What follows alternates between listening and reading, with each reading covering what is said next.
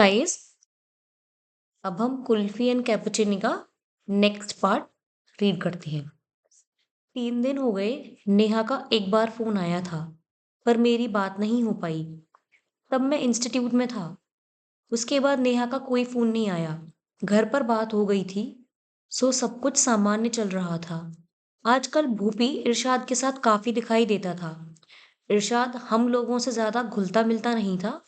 हमें कई बार लगता था कि वो यहाँ कैट की प्रिपरेशन के लिए आया ही नहीं है, क्योंकि क्लास में भी वो कम ही नजर आता था। खैर, उसमें हम लोगों की कोई खास रुचि भी नहीं थी। बस एक हॉस्टल में रहने से जितनी नजदीकी बन सकती थी, बन गई थी। बस भूपी उसके नजदीक होता जा रहा था।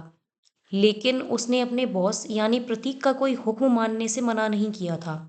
वो हमारी हर मीटिंग में हाजिर होता, सो हमें इससे कोई दिक्कत नहीं थी।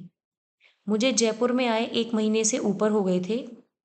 इस 1 महीने में मैं और प्रतीक काफी नजदीक आ गए, पर हमने एक दूसरे से पर्सनल मैटर पर कभी बात नहीं की। भूपी से भी नहीं। हमारी दखलंदाजी सिर्फ हमारे जयपुरी जीवन तक ही सीमित थी। और जयपुरी जीवन था ही कितना, डिवाइन पैलेस और इंस्टीट्यूट। प्रतीक की बात का अंकुर पर खास असर हुआ। उसने 3 दिनों तक शेविंग नहीं की। वो अपनी स्मार्टनेस को खोने को पूरी तरह से तैयार था। बिना गर्लफ्रेंड वाली जिंदगी से वो पूरी तरह से उकता गया था, पर अभी तक उसे कोई सफलता नहीं मिली। एक बार उसने गरिमा से भी बात करने की कोशिश की, पर कोई फायदा नहीं हुआ।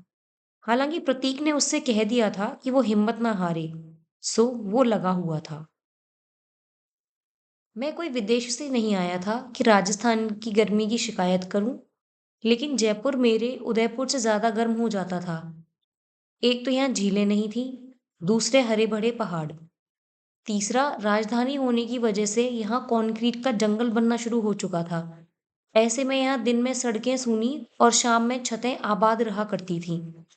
हमारे कमरे में एक अदद पंखा रखा था, जो अपनी पूरी कोशिश के बावजूद भी लड़मी गर्मी से लड़ नहीं पाता था। बीच के हॉल में कूलर लगाने का प्रस्ताव लेकर हम बूढ़े मालिक के पास गए थे, जिसे उसने पूरी खामोशी के साथ सुना। जब हमें यकीन होने ही वाला था कि वो हाँ में गर्दन हिलाएगा, उसने मुंह से ना बोल दिया। ऐसे में हम लोगों का सहारा भी छत ही थी। सो ऐसे ही एक शाम अपने टाइट शेड्यूल में से वक्त निकालकर हम डिवाइन पैलेस की छत पर घूम रहे थे। धीमी धीमी हवा चल रही थी। पसीने से भीगे तन को छूकर गुजरती तो एसी सा एहसास दे जाती। डिवाइन पैलेस के पीछे एक होटल था, जहां यदा कदा कोई टूरिस्ट आकर रुकता था। कई बार विदेशी टूरिस्ट भी होते थे। उस होटल के कुछ कमरों की खिड़की हमारे छत की ओर खुलती थी, सो कभी कभी हम मन बहलाने के लिए उन खिड़कियों में झांक लिया करते थे, शायद कुछ दिख जाए। सो छत पर घूमते घूमते हमारी नजर अक्सर उन खिड़कियों पर ही रहती थी। मैं, प्रतीक और अंकुर साथ थे। भूपी और इरशाद नीचे पढ़ाई कर रहे थे। यार, कभी तुमने इन अंग्रेजों को ध्यान से देखा है? अंकुर अपने बरमूडे की जेब में हाथ डालते हुए बोला। उसकी नजर पीछे वाली खिड़की पर थी, पर वो बंद थी और उसमें किसी के दिखाई देने का कोई अंदेशा भी नहीं था। ऐसा क्या खास होता है उनमें, वाइट स्किन के अलावा, जैसे गरिमा? प्रतीक बोला। या शी हैज वाइट स्किन। अंकुर ने प्रतीक का समर्थन किया, पर प्रतीक ने उसकी बात पूरी नहीं होने दी। And that's what you like her. Prateek उसकी बात काटते हुए बोला। Whatever, but right now I am not talking about Garima, Ankur ने चीखते हुए कहा। So what did you find special in these English people? Prateek अंग्रेजी बोलना सीख रहा था, सो इस लाइन को फ्रेम करने में उसे 2 मिनट लगे। मेरे ख्याल से तो उसमें स्पेशल यही है कि वो हमसे अच्छी अंग्रेजी बोल लेते हैं। जवाब अंकुर को देना था और मैं बोल पड़ा। अंकुर और प्रतीक मेरा मुंह ताकने लगे। बेटा, रोमांस में बहुत क्रिएटिव होते हैं ये लोग। अरे उनकी फिल्में देखो, कैसे कैसे अलग अलग स्टाइल में करते हैं, एकदम परफेक्शन के साथ। कभी कभी सोचता हूँ कि सिंह का कोई क्रैश कोर्स नहीं होता क्या? अंकुर ने अपना तमाम ज्ञान बिखेर दिया, जो किस्म किस्म की फिल्मों को देखने के बाद इकट्ठा हुआ था। एक चीज दिमाग में बिठा लो, no one is perfect in this world. Actually practice makes a man perfect. Perfect होने के लिए चांस मिलना बहुत जरूरी है, और तुम्हारी गरिमा तुम्हें कभी चांस नहीं देगी, प्रतीक बोला। प्रतीक की बात सुनकर शायद अंकुर अपमानित महसूस कर रहा था। उसके अंदर का दिल जरा प्रेमी बाहर निकला। What do you think that bloody Gaurav gets the chance? Ankur चिल्लाया। असली दोस्त वही होता है जो ऐसे समय में अपने दोस्त को वही कहे जो वो सुनना चाहता है। मैंने वही किया। मुझे नहीं लगता। दरअसल वो सिर्फ गौरव के पैसे इस्तेमाल कर रही है। वो उसे खिलाता है, घुमाता है, and she has sense of security with him. Gaurav भी यही जानता है। मैंने अंकुर को दिलासा देने वाले अंदाज में कहा। अंकुर यह सुनकर सामान्य हो चुका था। अंकुर ने एक बार फिर नजर होटल की खिड़की की ओर दौड़ाई और एक खिड़की में रोशनी पाकर नजरें वहीं पर जमा दी। मैं और प्रतीक छत पर टहलते रहे। ए, इधर आओ। यह अंकुर की आवाज थी।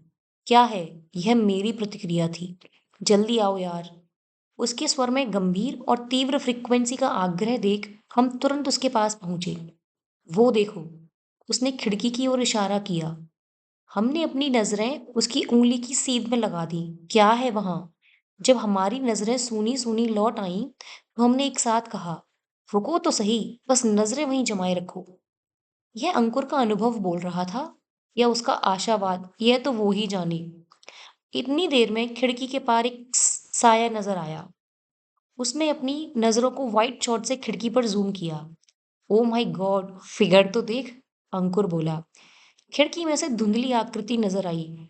हे, just a minute, what is she doing? Prateek बोला। शायद। तभी उस कमरे की लाइट बंद हो गई। ओ नो यार, गजब का सीन था।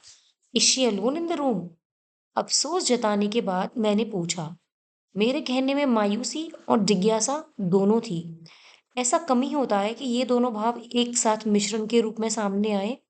ऑफ कोर्स, प्रतीक बोला। तभी उस कमरे का दरवाजा खुला, जो कि हमारी छत से साफ साफ दिखाई देता था। हमारी निगाहें खिड़की से दरवाजे पर आ गईं। दरवाजे से बाहर एक दुबला पतला आदमी निकला। उसने दरवाजा लॉक किया और चला गया। हम एक दूसरे को देखकर हंसने लगे। इतनी देर से हम एक आदमी को ही देख रहे थे। छी, अंकुर बोला। एक्चुअली यहाँ से सीन हमेशा धुंधला दिखाई देता है। This is not a right place. हमें दूसरा कॉर्नर ढूंढना चाहिए, मैंने कहा, जिस पर दोनों मुस्कुरा दिए। जैसे कि नोटिस बोर्ड हर बार की तरह नोटिस बोर्ड कम और सरप्राइज बोर्ड ज्यादा होते हैं, सो इस बार भी ऐसा ही हुआ। हमारे इंस्टीट्यूट के हेड मसानी सर का कहना था कि कैट की तैयारी के दौरान हमें मानसिक तौर पर भी मजबूत होना पड़ता है। यह परीक्षा आपकी ओवरऑल पर्सनैलिटी की होती है। सो अगले सप्ताह से एक नई क्लास लगाई जा रही है, पीडी, यानी पर्सनैलिटी डेवलपमेंट। हम इसके लिए तैयार नहीं थे। सप्ताह भर मैथ्स की, रीजनिंग और इंग्लिश की क्लास के बाद यह हमारे लिए ओवरडोज की तरह थी, और अधिकतर लड़कों की राय में इसकी कोई ज़रूरत नहीं थी।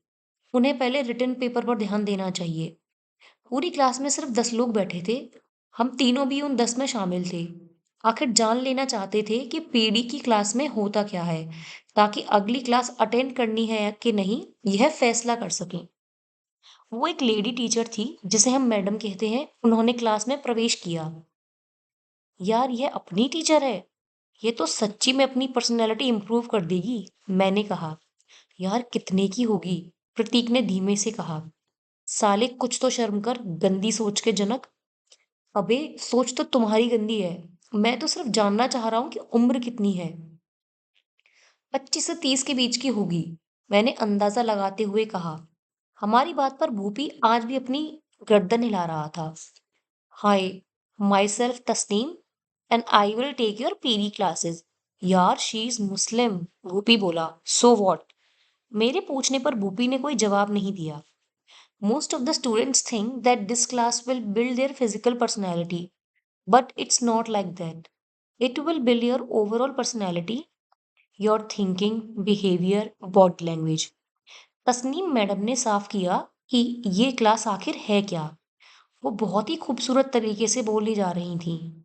मैडम ने ब्लैक ट्राउजर और उस पर एक कोट पहन रखा था। Straight hair, corporate women, I mean girl. She is better than Garima. Ankur की आवाज सुनकर मैं चौंका। यार, तुम तो क्लास में नहीं थे। तुमने तो कहा था कि टाइम वेस्ट है। मैंने पास ही की कुर्सी पर बैठे अंकुर से कहा। यार, सब जगह इनकी खूबसूरती के किस्से आग की तरह फैल गए हैं। पीछे मुड़कर देख। अंकुर के कहने पर मैंने पीछे मुड़कर देखा, तो पूरी क्लास भरी हुई थी। हालांकि उनसे नजर हटाने की इच्छा नहीं कर रही थी। So guys, it's intro time and we will start from last. पीछे बैठे लड़कों में खलबली मच गई। यह अप्रत्याशित हमला था। इंस्टीट्यूट में अधिकतर लड़के लड़कियां मध्यम वर्गीय परिवारों से थे और उनमें से अधिकतर सरकारी स्कूलों में टाट पट्टी पर बैठकर पढ़ लिख कर आए हुए, जिन्होंने अंग्रेजी में वर्ल्ड बैंक से लोन ले रखा था। तस्नीम मैडम के हुए इस अचानक हमले से बचने के लिए लड़के बगले झांकने लगे। जिन्हें इंग्लिश नहीं आती थी, वो वहीं पीछे वाले गेट से बाहर चल दिए। जो बचे वो अपना इंट्रो देने लगे। इतनी खूबसूरत टीचर को अपना परिचय देना बार बार नसीब नहीं होता। यही सोचकर एक लड़के ने खूब हिम्मत जुटाई और बोला, आई माय समीर। इतना कहकर बैठ गया। जरूर पहले उसने तय किया होगा कि आई एम समीर बोलेगा, फिर अंत में आकर उसने माय नेम इज समीर बेहतर लगा होगा। अंतिम वक्त पर हुए इस कंफ्यूजन में ना पड़ते हुए उसने सिर्फ नाम कहना ही उचित समझा होगा। यह मेरा आकलन था। इसी बीच में मेरा नंबर भी आ गया। माई सेल्फ अनुराग, मैंने मुस्कुराकर कहा। फिर अंकुर की बारी थी। आई एम अंकुर, अंकुर भाटिया। अंकुर ने जेम्स बॉन्ड की स्टाइल में कहा। अगला नंबर भूपी का था। वो खड़ा हुआ और 3 सेकंड तक चुप रहा। से योर नेम, तस्नीम मैडम ने बोली। भूपी, उसने इतना ही कहा और बैठ गया। हेलो, माई सेल्फ प्रतीक, प्रतीक ने कहना शुरू किया। I am a management graduate. Where are you from, madam ने पूछा। सन सिटी जोधपुर, प्रतीक ने कहा। मावा कचौड़ी मिर्ची बड़ा, आई लाइक इट। आपको पसंद है? मैं घर जाऊंगा तब लेके आऊंगा। So sweet. फिर तस्नीम कुछ नहीं बोली और बस मुस्कुरा दी। शायद उसने मैडम को इम्प्रेस कर दिया था। फिर सबके इंट्रो हुए, पर प्रतीक जितना वक्त किसी ने नहीं लिया। शाम को डिवाइन पैलेस में यही चर्चा हो रही थी कि प्रतीक ने मैडम को इम्प्रेस कर दिया था। अंकुर को जलन हो रही थी। यार, ऐसे लग रहा था मानो उसे सिर्फ प्रतीक की पर्सनैलिटी को इम्प्रूव करने के लिए ही बुलाया गया है। अंकुर की बात सुन प्रतीक मंद मंद मुस्कुराए जा रहा था। फिर उसके बाद की सारी क्लास में हमारी मौजूदगी 100% रहती। हर बार उनकी रिवीलिंग ड्रेस डिवाइन पैलेस में चर्चा का विषय होती। नेहा का एक बार फिर फोन आया था। उसने बताया कि वो पिछले कई दिनों से अपने इंस्टीट्यूट भी नहीं जा पा रही थी। कुछ फैमिली प्रॉब्लम की वजह से वो न फोन कर सकी न मिल सकी। उसने फिर से गौरव टावर के उसी कैफे कॉफी डे में मिलना निश्चित किया। और मैंने खास तौर से ध्यान दिया कि मिलने का वक्त वह न रखा जाए जब पीडी की क्लास हो। मेरी तस्नीम मैडम में कोई खास रुचि नहीं थी, क्योंकि मेरी रुचि तो नेहा में थी। पर मुझे पीडी की क्लास में उस दिन का इंतजार था जब हमें वो सिखाती how to impress a girl. हमें सच में इस लेसन की जरूरत थी, खास तौर से अंकुर को। उस दिन की कैफे कॉफी डे की मुलाकात को 1 महीना हो गया। मैं लगभग 5 बार उससे मिला। 1 महीने में 5 बार अच्छा एवरेज था। और हर बार की मुलाकात में मुझे उसके साथ कैपुचिनो पीनी पड़ी। इतनी मुलाकातों में हम अब एक दूसरे के बारे में काफी कुछ जानने लगे थे, सिवाय एक दूसरे की फैमिली के बारे में जानने के। 2-3 बार कोमल का जिक्र भी हुआ था, पर अब भी मैं यह नहीं कह सकता था कि वो मेरी गर्लफ्रेंड है। प्रतीक ने एक बार कहा था कि बॉयफ्रेंड गर्लफ्रेंड तो बहुत कुछ करते हैं, पर हम तो सिर्फ कैपुचिनो पीते थे और बातें करते थे। अब तक हम सिर्फ एक दूसरे को पहचानने लगे थे, जानना अभी बाकी था। पिछले 1 महीने में 6 बार घर पर बात हो गई थी।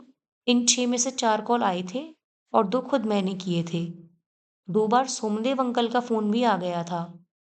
मुझे डर लगता था कि कहीं वो खुद ना आ जाएं डिवाइन पैलेस में। कैट की ओर हमारे कदम बढ़ रहे थे, पर गरिमा के कदम अब भी गौरव के साथ थे। अंकुर की कोशिश कोई रंग नहीं लाई थी। हम डिवाइन पैलेस में अपने रूम में बैठे थे, मैं और Prateek. Anurag, I think I am in love, Prateek बोला। रियली? उसके जवाब में उसने गर्दन हिला दी। तो इसमें नया क्या है, मैं बोला।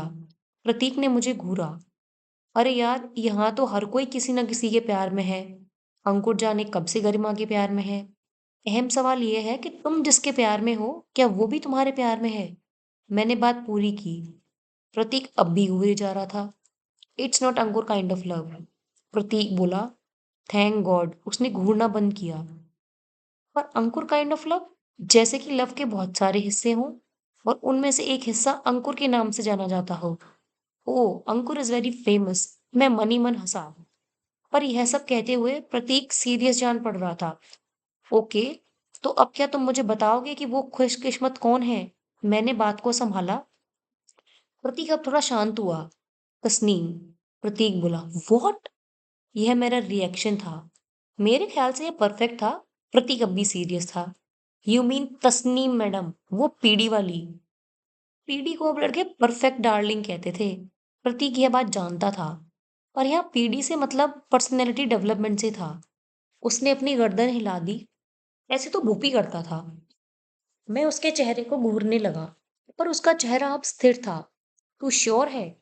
यह पूछना जरूरी था। हाँ, मुझे यकीन था प्रतीक यही कहेगा। कब से? और अब यह मत कहना कि पहली नजर का वगैरह वगैरह। पता नहीं कब से, पर उसके लिए फीलिंग है। She is your teacher. तू उनके बारे में ऐसा सोच भी कैसे सकता है? मेरे ख्याल से यह फिजिकल अट्रैक्शन है और कुछ नहीं। यार, इंस्टीट्यूट में किसी से भी पूछ लो, हर कोई तस्नीम मैडम से प्यार करता है because she has white beautiful skin. मैंने शायद सच बोल दिया था, और ये हमेशा से ही कड़वा रहा है।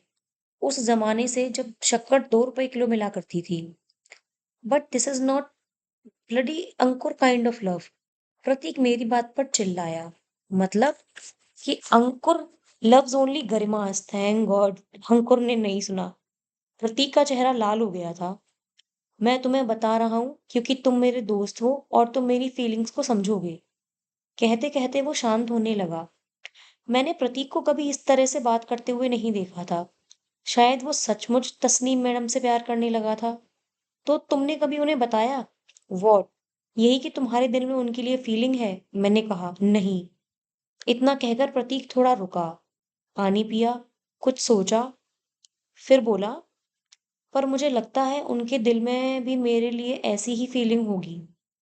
प्रतीक जैसे स्मार्ट लड़के से मुझे ऐसी बेवकूफी भरी बात की उम्मीद नहीं थी। बिल्कुल भी नहीं। उस दिन इंट्रो में उन्होंने सबसे ज्यादा वक्त तक मेरा इंट्रो लिया। मेरा। और तुम देखना, लेक्चर के वक्त भी वो अधिकतर मेरे ही चेहरे की ओर देखती हैं। प्रतीक ने अपने दावे के समर्थन में सबूत पेश किए।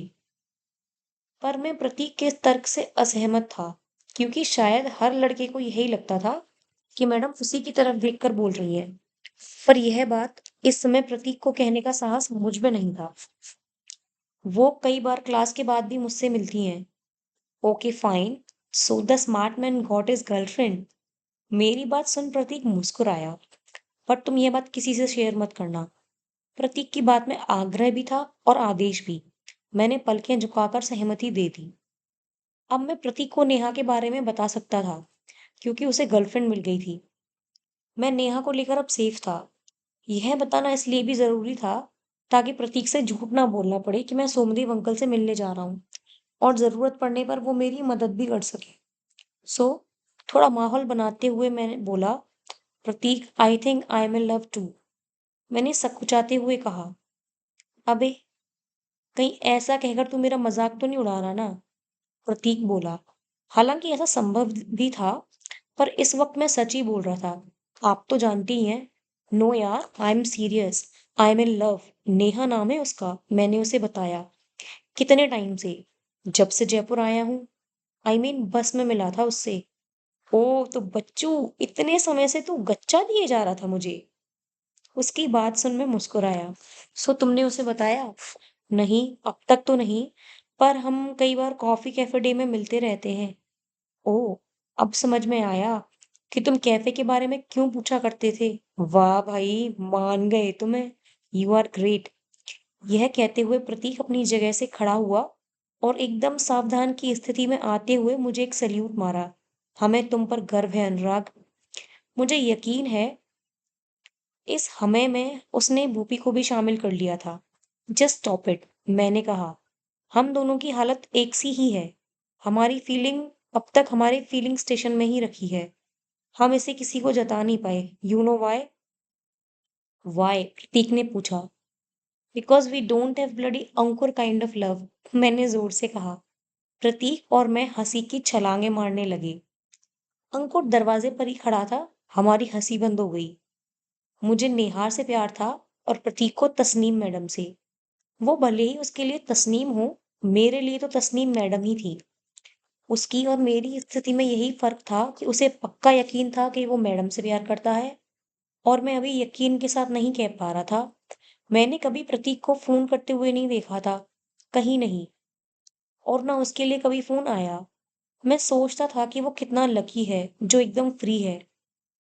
कोई नहीं है जो उसकी आज़ादी पर प्रतिबंध लगाए। वो कितना आज़ाद है। No phone calls, no question, no 5 pieces of bloody Champa microman. रविवार था, उस दिन इंस्टीट्यूट बंद था। हमें असाइनमेंट दे दिया गया था ताकि हमें यह एहसास ना हो कि यह संडे है। कुट्टी सर अपने पीक पर थे। अनुराग, 9 8 डैश डैश डैश 4 2 को आपस में जोड़ो।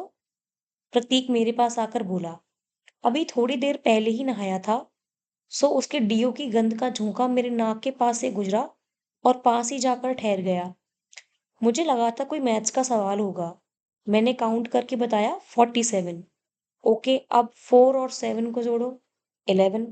तुम क्या गणित का टेस्ट ले रहे हो? अरे, 11 को आपस में जोड़ो। 1 और 1 यानी 2, मैंने कहा। आखिर तुम चाहते क्या हो? प्रतीक को मेरी बात से कोई लेना देना नहीं था। बस वो सवाल पे सवाल पूछे जा रहा था। अच्छा, अब बताओ मेरा जन्मदिन कब था? वो दिन मैं कैसे भूल सकता था, जब बियर की बोतल पर एक्सपायरी डेट ढूंढ रहा था। मैंने तपाक से जवाब दिया, 11 को। यानी अंकों का टोटल होता है 2। बस, पर इतने इजी सवाल कैट में नहीं पूछे जाते, मैंने कहा। प्रतीक को एक बार फिर मेरी बात से कोई मतलब नहीं था। उसे तो बस अपनी बात ही कहनी थी। यह फोन नंबर तस्नीम का है और मेरी डेट ऑफ बर्थ और उसके फोन नंबर दोनों का जोड़ सेम है। क्यों, है ना कोइंसिडेंस? मुझे प्रतीक पर गुस्सा आया। इतनी देर से जोड़ पे जोड़ करवा रहा था, वो भी इस संयोग के लिए। पर हमेशा की तरह मैंने मन की बात को चेहरे पर नहीं आने दिया। वाह, मान गए यार, क्या दिमाग लगाया है। पर तुम्हें यह नंबर मिला कहाँ से? पिछली क्लास के बाद मैंने अकेले में मिलके उससे नंबर लिया था और उन्होंने मुझे दे दिया। हाँ, आखिर मैं प्यार करता हूँ उससे। यह एक प्रकार से प्रतीक का दावा था। और तुम यह सोचकर पागल हुए जा रहे हो कि न्यूमरोलॉजी के हिसाब से वो भी तुम्हें। मैंने बात पूरी नहीं की। खैर, उम्मीद पर दुनिया कायम है। अब तुम उसके नंबर का क्या करोगे? कुछ देर रुककर मैं बोला। उस वक्त प्रतीक के पास इसका कोई जवाब नहीं था, पर मुझे लगा कि हो सकता है कि उसकी न्यूमरोलॉजी सही हो, वरना मैडम ने उसे अपना नंबर क्यों दिया। मेरा मन भी न्यूमरोलॉजी को एक बार आजमाने को हुआ। आखिर नेहा और मेरे बारे में न्यूमरोलॉजी क्या कहती है? क्या कभी हम कैपुचिनो से आगे बढ़ पाएंगे? अगले दिन नेहा का फोन आया। वो मिलना चाहती थी। इस बार उसने मुझ पर छोड़ा कि मिलने की जगह मैं तय करूं। मेरे लिए यह मुश्किल था, मैथ्स से भी मुश्किल। कॉफी हाउस, मैंने कहा। Okay, I will be there at sharp 3। मैंने प्रतीक को बताया कि आज नेहा ने मुझे मिलने के लिए बुलाया है। प्रतीक उछल पड़ा। आज तो तुम उसे बता ही देना कि तुम उसे प्यार करते हो। प्रतीक बोला, नहीं, यह मुझसे नहीं होगा। मैं उसके सामने यह नहीं कह सकता। माय डियर, लव लेटर का जमाना नहीं है। आजकल तो सीधा मुंह पर ही बोला जाता है। प्रतीक ने ऐसे कहा मानो अब तक कईयों को वो बोल चुका हो। मैं कोशिश करता हूँ, शायद उससे कह पाऊँ। मैंने प्रतीक से कह दिया, पर मुझे पूरा विश्वास था कि मैं ऐसा नहीं कर पाऊंगा। अनुराग, जगह तो खूबसूरत है। तुम्हें इसके बारे में किसने बताया? या फिर किसी और के साथ भी यहाँ आ चुके हो? नेहा बोली। हम कॉफी हाउस में बैठे थे।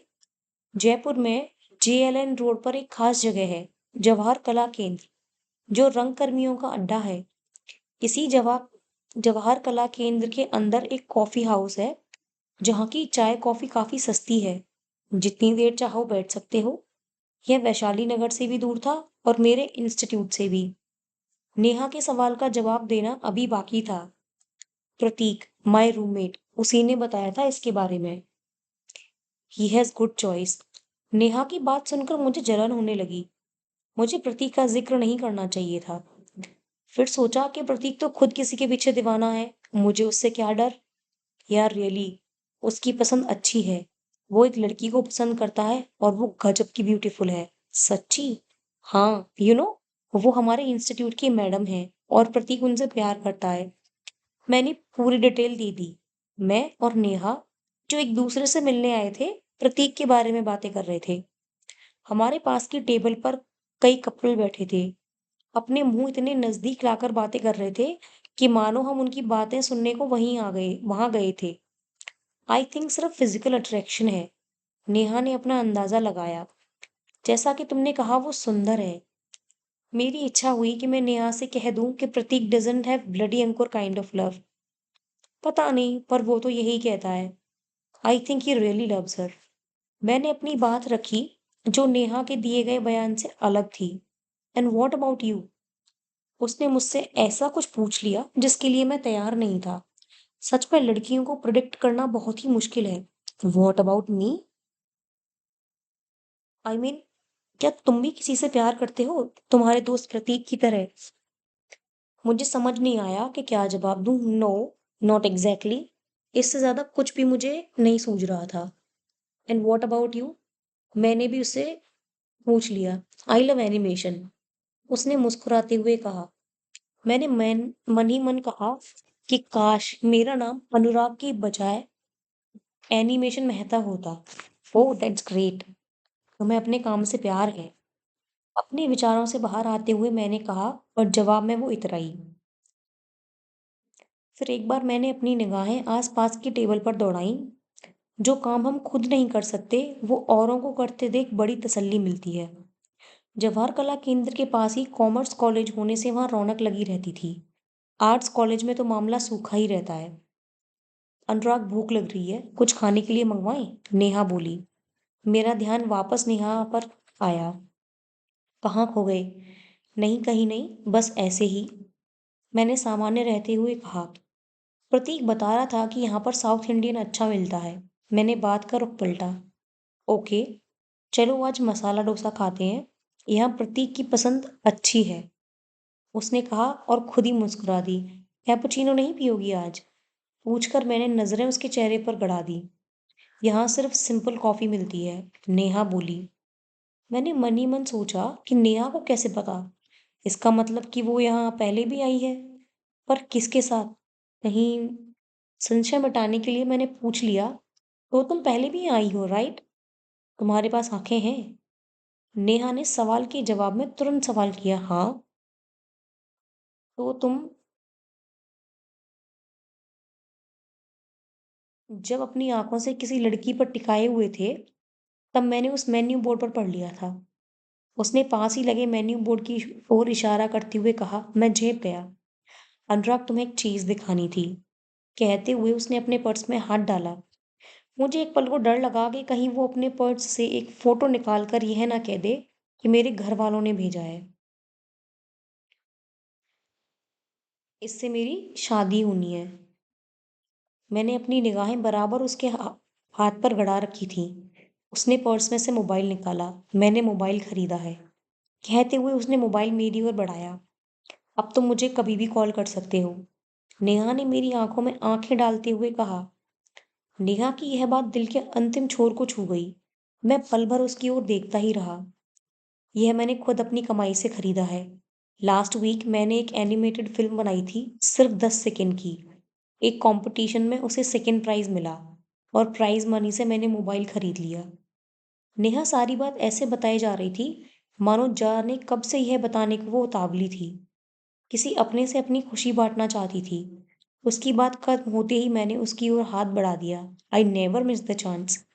बधाई हो बधाई, मैंने कहा। उसने हाथ मिलाते हुए थैंक्स कहा। मैडम, क्या मैं आपका नंबर ले सकता हूँ? मैंने मुस्कुराते हुए पूछा। नेहा के हाथ की गर्माहट में अब भी अपनी हथेली में महसूस कर सकता था। मैं अपना हाथ टेबल के नीचे ले गया और मुट्ठी बंद कर ली। क्यों नहीं? नेहा ने चेहरे पर गर्व लाते हुए कहा। ऐसा लग रहा था जैसे मैं कोई भिखारी हूं और वो बहुत बड़ी दानवीर। 94-7 5, उसने कहा। हर एक नंबर बोलते हुए उसके चेहरे पर संतोष का भाव था, और लिखते हुए मेरे चेहरे पर परम संतोष का। मैंने नंबर जोड़ने की कोशिश की, ताकि न्यूमरोलॉजी के हिसाब से कुछ बातें पता कर सकूं। कहाँ खो गए? नेहा बोली।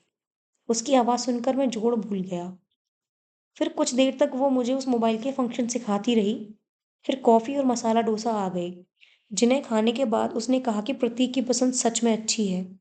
मैं बार-बार अपनी नज़र नेहा से बचाकर आस-पास की टेबल पर मार लेता था। मैंने ऐसे ही पीछे मुड़कर देखा। कई बार कुछ अच्छी चीज़ें आस-पास भी होती हैं और हम बेवजह अपनी नज़रों को दूर तक फेंक रहे होते हैं। सो यही सोचकर मैं पीछे मुड़ा, तभी मेरे मुँह से निकला, प्रतीक की पसंद? क्या? वो जो लेडी हमारे पीछे वाली टेबल पर बैठी है, वो तस्नीम है। कौन तस्नीम? प्रतीक का प्यार, हमारी पीडी वाली मैडम। रियली?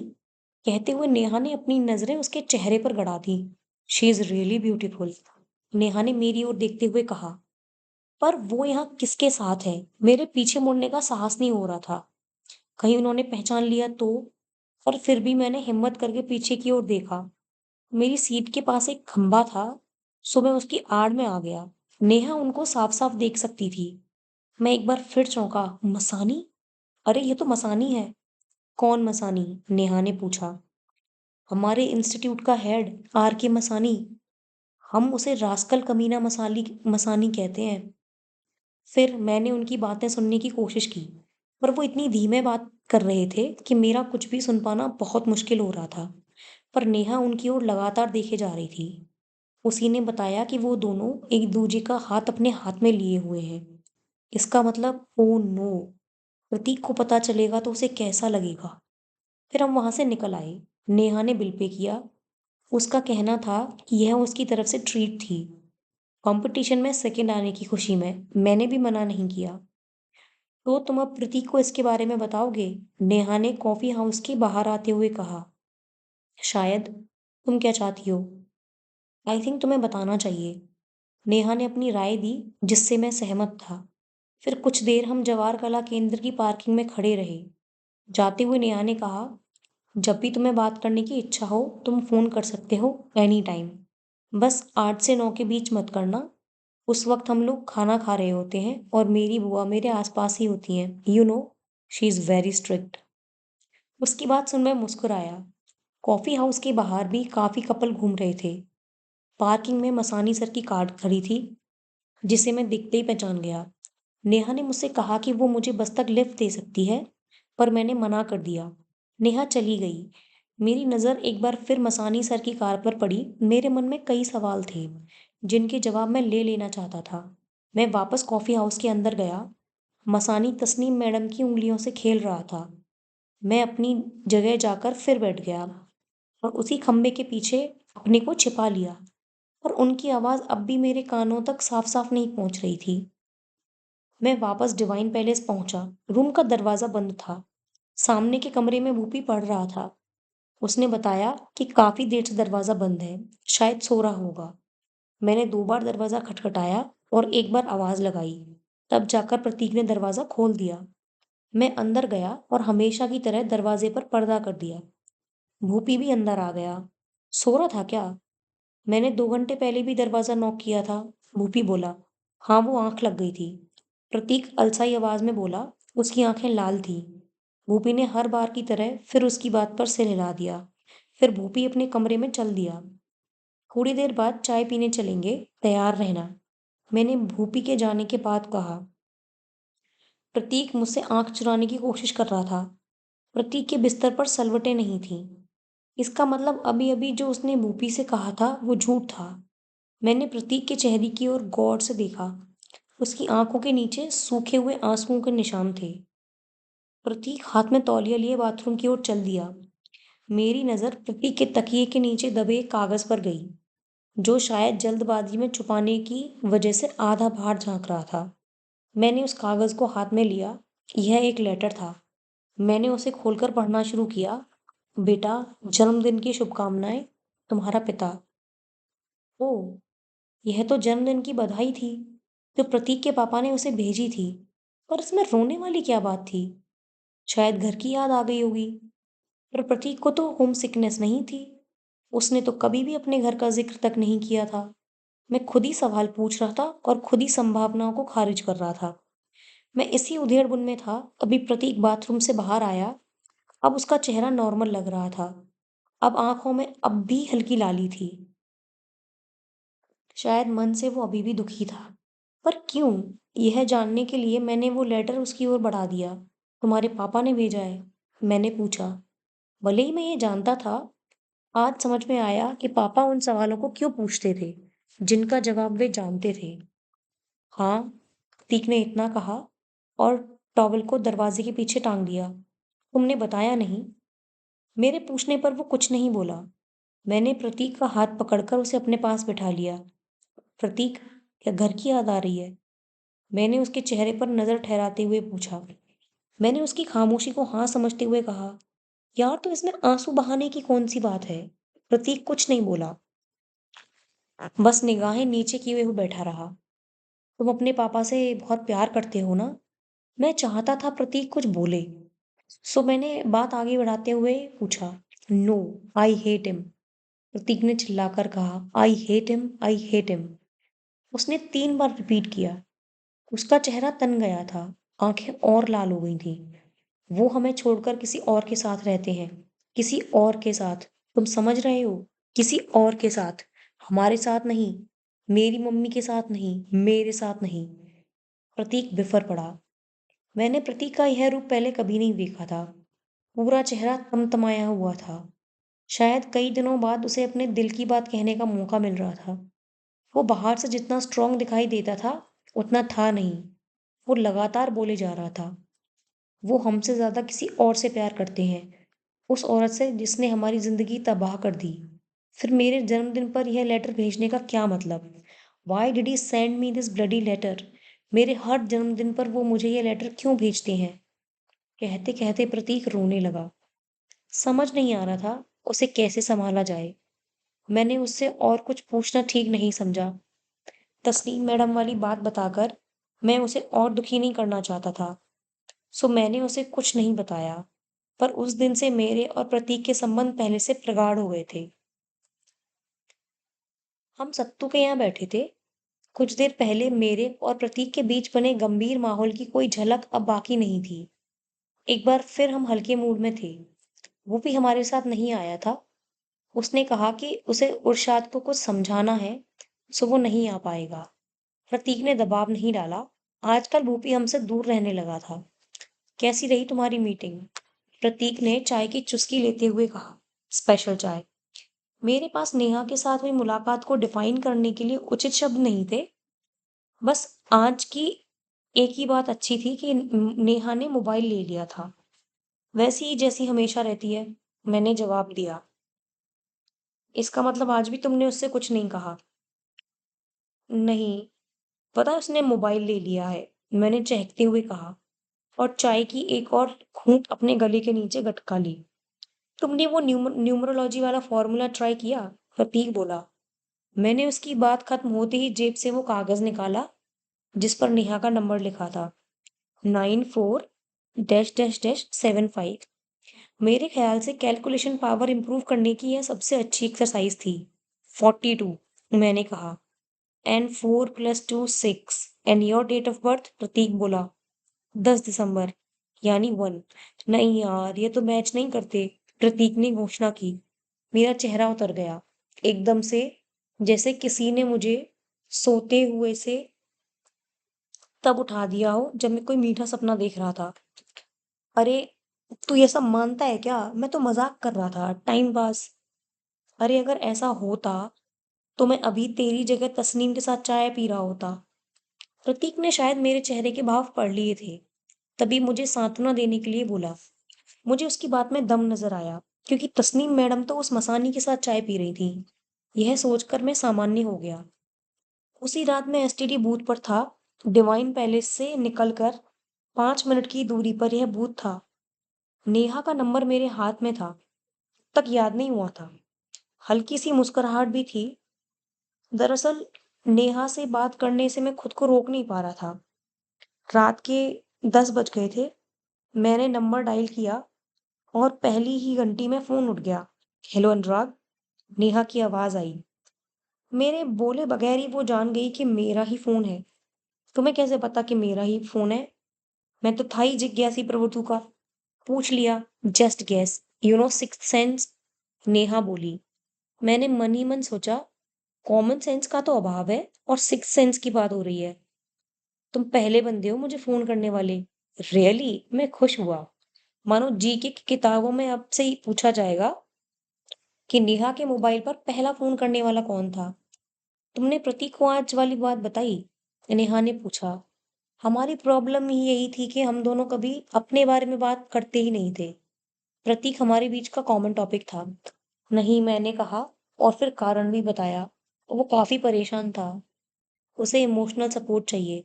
नेहा ने पूरी बात सुनकर प्रतिक्रिया दी। मैंने सिर्फ इतना ही कहा, और फिर मैंने टॉपिक चेंज करना ठीक समझा। तुम अब तक सोई नहीं? इतनी जल्दी? अभी तो मैं पढ़ रही थी। ओ, तो मैंने तुमको डिस्टर्ब कर दिया? हाँ, बहुत डिस्टर्ब कर दिया। फिर वो जोर जोर से हंसने लगी। लड़कियों की हंसी को समझना सच में बहुत ही मुश्किल है। लगता है मेरी बुआ जग गई है। अब रखती हूँ, फिर बात करेंगे। Bye bye bye. Bye. Prateek को अब तक मैंने तस्नीम मैडम और मसानी को एक साथ देखे जाने वाली बात नहीं बताई थी। पर एक दिन फिर नेहा ने फोन पर कहा कि मुझे अब उसे बता देना चाहिए। नेहा की बात में कम ही टालता था। कुट्टी सर की क्लास खत्म ही हुई थी। हम बाहर निकलने ही वाले थे कि मसानी अंदर आ गया। हम फिर से अपनी जगह पर बैठ गए। मसानी की मूछें काफी घनी थी, जो उसके ऊपर वाले होठों को ढक लेती थी। ऐसा लगता था कि मानो उसके ऊपर वाले होठ मूंछों के ही बने हो। सो उसे कई लोग मुछानी भी कहते थे, पर हम तो उसे वही रास्कल कमीना मसानी कहते थे, the perfect name.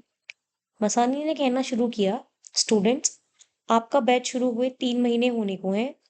I hope कि आप बहुत मेहनत और लगन के साथ तैयारी कर रहे हैं। इतना ही लगन से जितना कि तू उस दिन मैडम की उंगलियों से खेल रहा था, ब्लडी मसानी। मैंने मन ही मन कहा, अब वक्त आ गया है कि आप लोगों का टेस्ट लिया जाए, ताकि आप लोग यह जान सकें कि आप कहाँ स्टैंड करते हैं, आपकी कमियां क्या हैं। सो वक्त रहते उन पर ध्यान दिया जा सके। तुम अपना ध्यान मैडम से क्यों नहीं हटा लेते? मैं मन ही मन बुदबुदाया। सब उसकी बातें ध्यान से सुन रहे थे।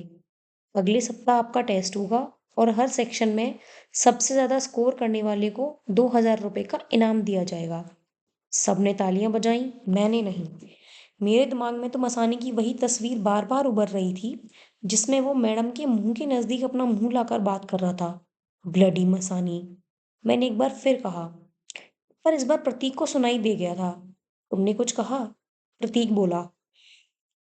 नहीं, मैंने सिरे से नकार दिया। इतना कहकर मसानी वहां से चल दिया। उसके जाते ही खुसर पुसर शुरू हो गई। सब अपनी अपनी स्ट्रेटजी बनाने में जुट जाना चाहते थे। Hello Tasneem ma'am. Yes, who is there? Ma'am, Prateek this side. Hello Prateek, how are you? And how many times I told you, just call me Miss Tasneem. Sorry ma'am, I mean Miss Tasneem, how are you? I'm fine. आज तुम्हें अपनी ma'am की याद कैसे आ गई? Actually वो, प्रतीक की जबान वहीं अटक गई। उस प्रतीक की जो मुझे कहता था कि यह प्रेम पत्र लिखने का नहीं, बल्कि मुंह पर कहने का जमाना है। वही प्रतीक आज फोन पर अपने दिल की बात नहीं कह पा रहा था। Prateek the loser. वो टेस्ट आ गए हैं and I am losing confidence, तो सोचा कि आपसे बात कर लूं। What? Prateek is losing confidence, तो बाकी लड़कों का क्या होगा? तुम पर तो मुझे खास तौर से विश्वास है। यू नो प्रतीक, तुम सभी स्टूडेंट्स में बेस्ट हो। Thank you madam. And madam, you know, you are the sweetest lady I have ever met. Prateek ने हिम्मत करके बोल दिया। Oh, thanks for the compliment and just best of luck. Whenever get any problem, feel free to call me. Thank you, madam. I mean, Miss Tasneem. हा हा हा, good night. मेरे पूरे 45 मिनट समझाने के बाद आज प्रतीक ने तस्नीम मैडम से बात की, पर वो बात उसे करनी थी, वो कर नहीं पाया। हालांकि फोन रखने के बाद उसके चेहरे पर खुशी थी, जो कई दिन बाद उसके चेहरे पर दिखाई दी। उस दिन भी मेरा मन उसे कॉफी हाउस वाली बात बताने को नहीं हुआ। आगे अभी टेस्ट थे, और उसे टेस्ट से पहले बताकर मैं उसकी परफॉर्मेंस बिगाड़ना नहीं चाहता था। हमने खुद को टेस्ट की तैयारी में झोंक दिया था। मैं कम से कम एक सेक्शन में तो टॉपर बनना ही चाहता था। जिस दिन से नेहा ने मोबाइल लिया, मुझे बार बार मोबाइल की कमी महसूस होने लगी थी। रात को नेहा से बात करने की इच्छा होती, तब तक सारी एसटीडी बंद हो जाती थी। सो ये अच्छा मौका था मोबाइल खरीदने का। और इसके लिए टॉप करना ज़रूरी था। हम रात को 4 बजे तक पढ़ते थे। मैं और प्रतीक तो साथ पढ़ते ही थे, पर कभी-कभी भूपी भी हमारे कमरे में आ जाता था। आखिर वो हमारी टीम का हिस्सा जो था, एक ऐसा हिस्सा जिसकी गर्दन हमेशा एक ही दिशा में हिलती रहती थी। रात को जगने के लिए हमें चाय की ज़रूरत होती थी और इतनी रात को भला चाय कहाँ मिलती? इसका हल यह निकला कि मैंने सोमदेव अंकल को कहकर उनके यहाँ रखा एक पेट्रोमैक्स मंगवा लिया और कुछ बर्तन भी। यह ज़रूरी था। यह सब देने के लिए अंकल के साथ कोमल भी आई थी। तब प्रतीक रूम पर नहीं था। कोमल उस दिन सचमुच कोमल ही नजर आ रही थी। अब मैंने अपने आप से एक बार फिर पूछा, is she better than Neha? मेरे अंदर से कोई जवाब नहीं आया। रात को 10:30 बजे मैंने नेहा को फोन किया। 3 घंटे बाद उसने फोन उठाया। तो तुम्हें टाइम मिल गया फोन करने का? नेहा बोली, आजकल बहुत बिजी हूँ, टेस्ट होने वाले हैं और कम से कम एक सेक्शन में तो टॉप करना ही है।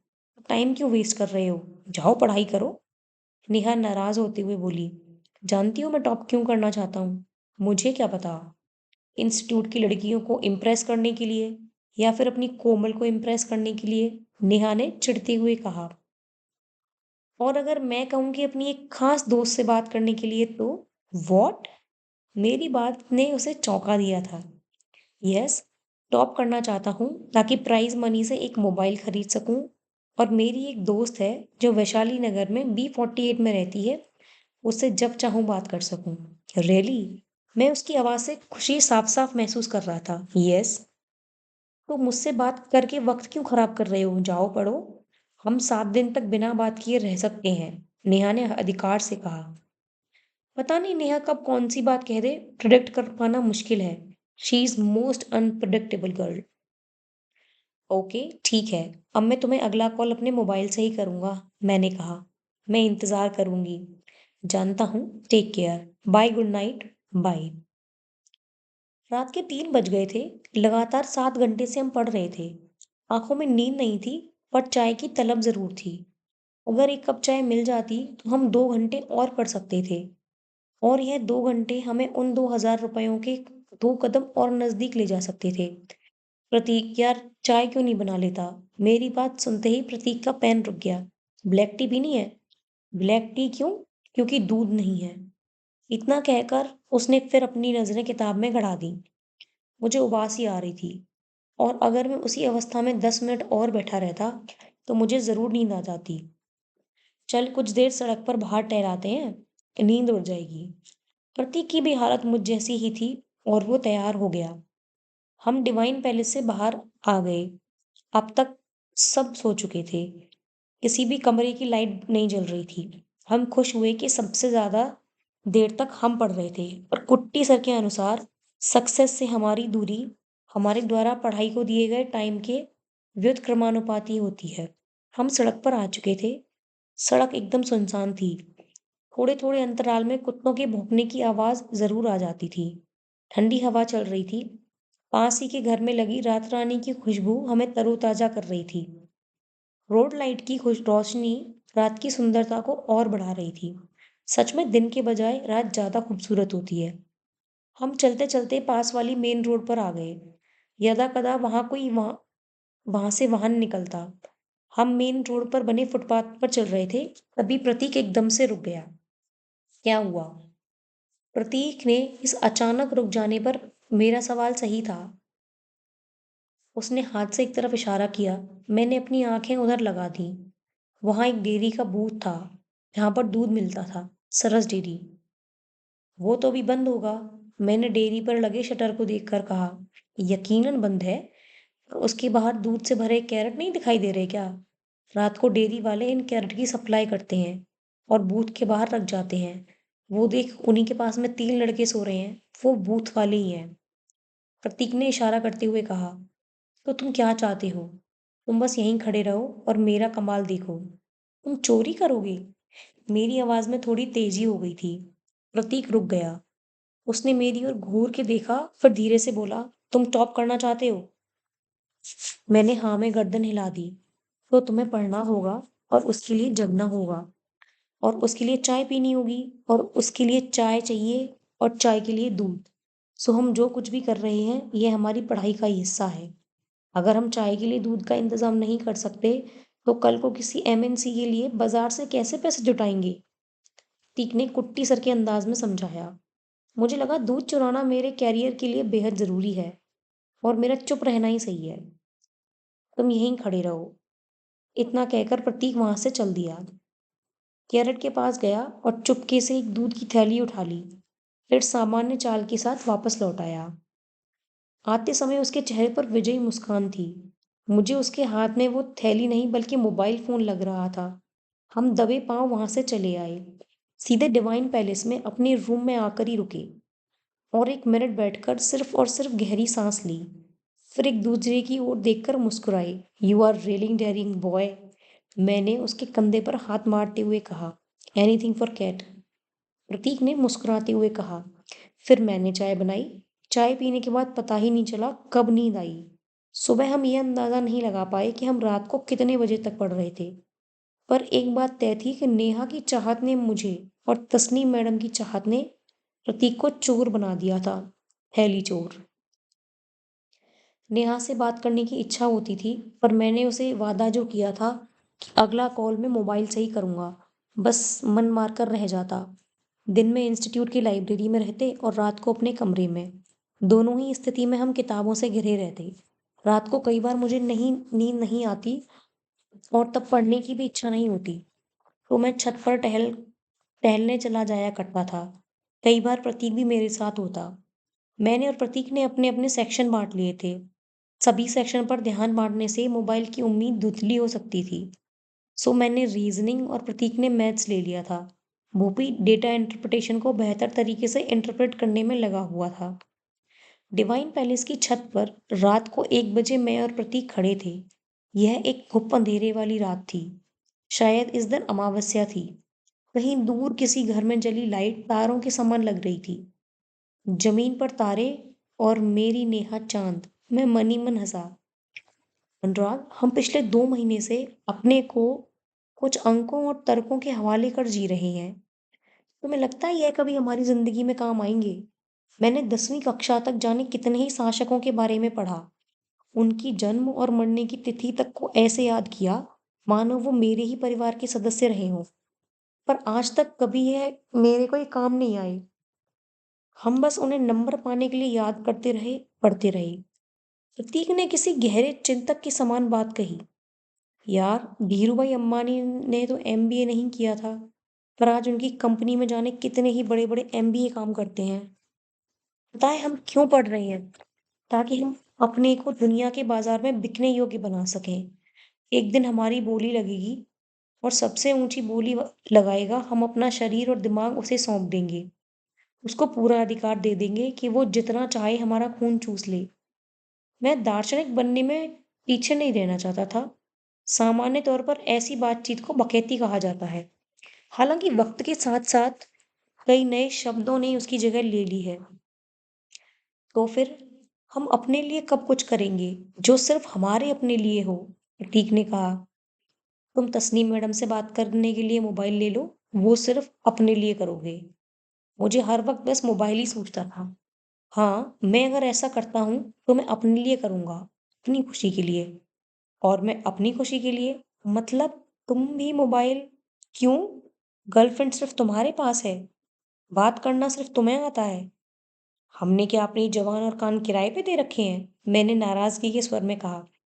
अरे मैं तो मजाक कर रहा था, लेकिन एक बात है, मोबाइल के लिए चाहिए रुपए।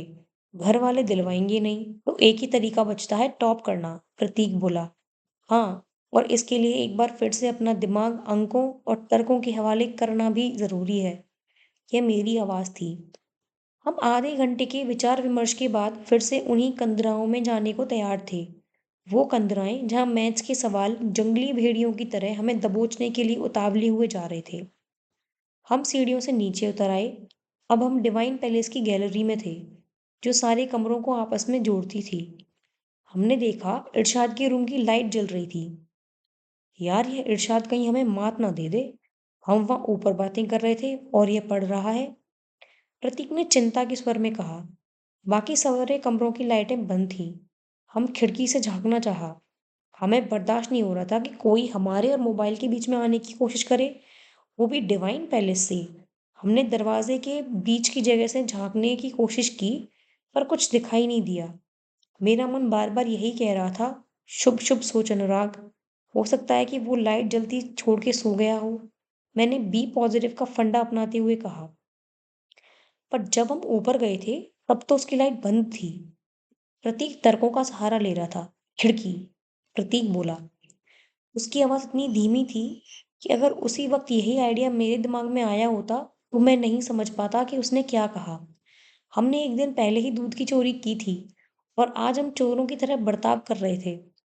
प्रतीक का कहना था कि कैट और प्यार में सब जायज है। यहाँ तो कैट और प्यार का मिश्रित मामला था। खिड़की की ऊंचाई ज्यादा नहीं थी। पूरी खिड़की लकड़ी की बनी हुई थी। उसके ऊपर वाले के हिस्से पर कांच लगा हुआ था, जिसमें से आर पार दिखाई देता था। शायद बूढ़े ने पैसे बचाने के लिए ऐसे कांच लगवाए थे।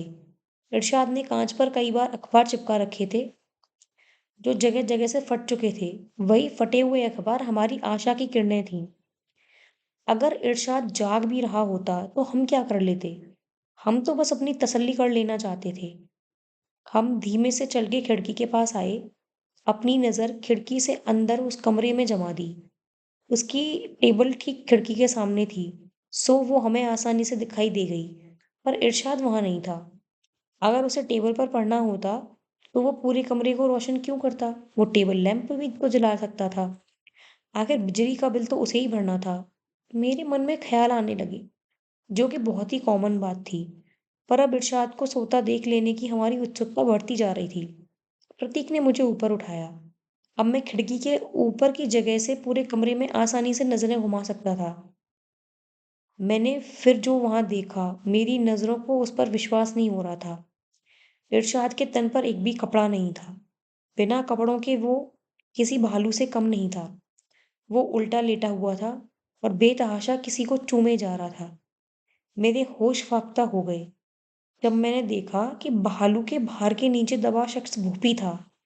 भूपी एकदम निर्वस्त्र, इरशाद के साथ। प्रतीक अब तक मुझे ऊपर उठाए हुए था। क्या हुआ? कुछ दिखा क्या? प्रतीक बोला। मुझे प्रतीक की आवाज सुनाई नहीं दे रही थी। मेरे दिमाग में तो उत्तेजनावश इरशाद के मुंह से निकल रही आवाजें गूंज रही थी, जो बहुत ही धीमी थी। मैं नीचे उतर आया। मेरे पूरे चेहरे पर पसीना था। प्रतीक के पूछने पर मैं कुछ नहीं बोला। प्रतीक बोला, तू मुझे सहारा दे, मैं भी तो देखूं कि वो क्या कर रहा है। मैंने उसे सहारा देकर खिड़की के ऊपरी हिस्से के स्तर तक पहुंचाया। ओ माय गॉड, प्रतीक की आवाज थी। I just can't believe it. मैंने प्रतीक को नीचे उतार दिया। कम से कम 70 किलो का होगा। He must reduce weight. अबे, ये साले तो गे हैं, ब्लडी गे। प्रतीक बोला। धीमे बोल, चल कमरे में चलते हैं। मैंने उसके मुंह पर हाथ रखते हुए कहा। हम कमरे में आ गए। अभी अभी जो हम दोनों ने देखा था, उस पर हमें तो विश्वास नहीं हो रहा था। भूपी जो दिन रात हमारे साथ रहता था, वो एक गे है। इरशाद क्या था? क्या नहीं, हमें उससे क्या वास्ता था? पर भूपी, वो तो हमारा दोस्त था। मुझे तो पहले से ही वो नॉर्मल नहीं लगता था, मैंने कहा। अब तक हमने गे के बारे में पढ़ा और सुना था, और आज पहली बार हमने कोई गे कैसे हो सकता है? सेम सेक्स के साथ फिजिकल रिलेशन। आदमी औरत का कॉन्सेप्ट ही खत्म कर दिया इन सालों ने। मैं सोचे जा रहा था। पहली बार तो प्रतीक ने कहा कि Ankur kind of love is better than this love. चलो लस्ट ही सही, पर विपरीत सेक्स के लिए तो थी। हमें भूपी से नफरत होने लगी। अगर कल लोगों को मालूम चलेगा कि भूपी गे है, तो हो सकता है लोग हमें भी शक की निगाहों से देखें, क्योंकि वो तो हमारे ग्रुप में है। हम तीनों तो अक्सर साथ ही रहते। और तो और हमारी कोई गर्लफ्रेंड भी नहीं है। सब तरह तरह की बातें करेंगे, प्रतीक बोला। उसके चेहरे पर गुस्सा साफ साफ दिखाई दे रहा था। लगता है ये लोग इंडिया को अमेरिका बना के ही मानेंगे। प्रतीक ने बात पूरी की। आमतौर पर हमारी यही धारणा थी कि इस तरह की हरकत अमेरिका में होती है। मैं अभी जाकर बताता हूँ उन बास्टर्ड्स को कि ये अमेरिका नहीं है। दरवाजे पे एक लात मारूंगा और पूरा डिवाइन पैलेस जान जाएगा कि हमारे यहाँ क्या हो रहा है। इतना कहकर प्रतीक जाने को हुआ। मैंने उसका हाथ पकड़ लिया। यह सही समय नहीं है। बेवजह सीन क्रिएट हो जाएगा। हमें भूपी से अकेले में बात करनी होगी। मेरे कहने पर प्रतीक रुक गया। पूरी रात हम सो नहीं पाए। बार बार करवट बदलते प्रतीक को देखकर मुझे उसके जगने का अंदाजा होता। काश कि हमें यह सब पता नहीं चलता, तो कम से कम हम रात को पढ़ तो सकते थे। हमारी पूरी रात खराब गई। ना तो हम पढ़ पाए और ना ही सो पाए। रात भर जगे रहने के बाद सुबह आंख लग गई। देर तक सोते रहे। उस दिन की क्लास भी मिस हो गई। कल वाले कांड के बाद लग रहा था कि हमने जितना भी पढ़ा था, हम उसे भूलने लगे थे। हम दोनों की आंखें लाल थी। सभी क्लास में गए थे पर भूपी का रूम खुला था। प्रतीक ने पर्दे को हटाकर उसके कमरे की ओर नजर मारते हुए कहा, नहीं गया क्लास में? सो रहा होगा। आखिर रात भर तो। छोड़ना, क्यों अपनी सुबह खराब करता है? जल्दी से नहा ले। अगली क्लास में अभी आधा घंटा बाकी है। उसे मिस नहीं करेंगे, वरना हमारे मोबाइल हमारे लिए ख्वाब बनकर ही रह जाएंगे। मैंने प्रतीक का ध्यान भूपी से हटाते हुए कहा, कल से मेरी हर बात में मोबाइल का जिक्र हो रहा था। दैट्स ओके, बट मैं इस बात को एक्सेप्ट नहीं कर पा रहा हूँ। मेरा दोस्त एक गे है। You know gay means? Yeah I no, मैंने कहा। मेरे पापा को पता चला कि डिवाइन पैलेस में मेरे बगल वाले रूम में एक गे रहता है, तो वो यह डिवाइन पैलेस छोड़ने का फरमान जारी कर सकते हैं। मैंने मन ही मन सोचा, लेकिन प्रतीक से नहीं कहा। आखिर मैं अपने पापा को बीच में क्यों लाऊं? इतने में प्रतीक को जाने क्या सूझा कि पर्दा एक तरफ किया और सीधा भूपी के रूम में घुस गया। उसे जाता देख मैं भी पीछे हो लिया। भूपी बिस्तर में लेटा हुआ किताब पढ़ रहा था। हमें देख के वो बैठने लगा। लेटे रहो। It will be painful for you to get up, you bloody gay. I know what you did last night. We are here to say that we hate you. We hate you, sick man. प्रतीक ने सारी भड़ास एक बारी में निकाल दी, वो भी अंग्रेजी में। तस्नीम मैडम से बात करते करते उसकी इंग्लिश इम्प्रूव हो रही थी। वैसे भी भड़ास कमबख्त अंग्रेजी में अच्छी निकलती है। भूपी के चेहरे का रंग उड़ गया। उसका चेहरा एकदम सफेद पड़ गया। उससे कुछ बोलते नहीं बना। प्रतीक भी नफरत और गुस्से के मारे लाल हुआ जा रहा था। वो पलटा और हम बाहर हो लिए। बाहर निकलने से पहले एक नज़र मैंने ज़रूर भूपी पर डाली। उसकी दशा दयनीय थी, और उसका जिम्मेदार वो खुद था। इरशाद से तो हमें कोई मतलब नहीं था, पर वो तो हमारा था। पर भूपी तो हमारा था, इसलिए सारा गुस्सा उसी पर निकला।